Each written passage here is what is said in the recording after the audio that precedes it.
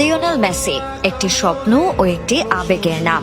ফুটবলের ভাষা বদলে দেয়া এই মহাতারকা কবে বিদায় নেবেন সেটি নিয়ে এখনো চলছে আলোচনা, কিন্তু সময়ের কাঁটা তো আর থেমে নেই। তবে নিজের বিদায় নিয়ে এখনো মুখ খোলেননি 8 বারের ব্যালন ডি'র জয়ী এই ফুটবলার। 2026 সালের বিশ্বকাপে অনেক আগেই নিজেদের জায়গা পাকা করেছিল আর্জেন্টিনা। এখন বাকি শুধু নিয়ম রক্ষার ম্যাচ। প্রথমটি নিজেদের ঘরের মাঠে 5 সেপ্টেম্বর ভেনেজুয়েলার বিপক্ষে, আর দ্বিতীয়টি ইকুয়েডরের বিপক্ষে তাদের মাঠেই খেলা 10 সেপ্টেম্বর। তবে আর্জেন্টিনার জার্সি গায়ে নিজ মাঠে শেষ ম্যাচটাই খেলবেন মেসি, এমনটাই নিশ্চিত করেছেন এই মহাতারকা। আমি জানি না ভেনেজুয়েলার বিপক্ষে ম্যাচের পর আর্জেন্টিনায় আর কোনো প্রীতি ম্যাচ হবে কিনা, আর তাই এটা আমার জন্য খুব বিশেষ একটি ম্যাচ হতে যাচ্ছে।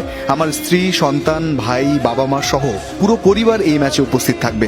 জানি না ভবিষ্যতে কি আছে, তবে আমরা প্রতিটি মুহূর্ত উপভোগ করতে চাই। ঘরের মাঠে মেসির শেষ ম্যাচকে ঘিরে টিকিটের দাম বাড়ানোর চেষ্টায় আছে আর্জেন্টিনা ফুটবল অ্যাসোসিয়েশন। টিকিটের সর্বনিম্ন দাম $100, যা বাংলাদেশি মুদ্রায় প্রায় 12,000 টাকা, আর সর্বোচ্চ দাম $500 বা 60,000 টাকা।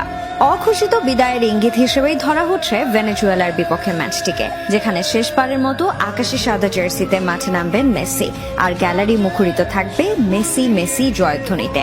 হয়তো চোখের জল লুকিয়ে ফেলবেন লাখো দর্শকই, যাদের কাছে মেসি অদম্য এক স্বপ্নের নাম।